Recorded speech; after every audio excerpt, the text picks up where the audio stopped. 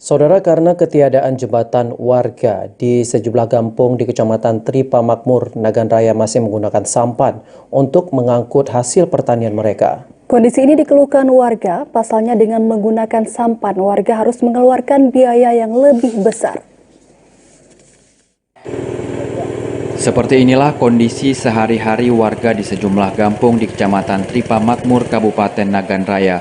Mereka harus mengangkut hasil panen menggunakan sampan untuk dibawa dari kebun hingga ke perkampungan akibat tidak adanya jembatan penghubung di seputaran sungai di kawasan itu.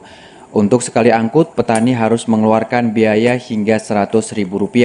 Hal ini dinilai cukup berat bagi para petani. Pasalnya di tengah harga hasil panen yang rendah, petani harus mengeluarkan biaya panen yang cukup tinggi. Salah seorang petani, Nyakman, mengatakan mereka sangat berharap pemerintah membangun jembatan di wilayah ini sehingga dapat membantu meningkatkan perekonomian warga. Udah lama nih, kurang lebih 4 tahun. Ya, sedangkan aku ini udah jelek 1. Lah kami kalau bisa, kalau jadi kan, memang buku kali kami untuk ekonomi kami kan, jembatan kalau bisa bikin kan. Selain mengeluarkan biaya yang tinggi, proses panen dengan menggunakan sampan juga memakan waktu yang cukup lama.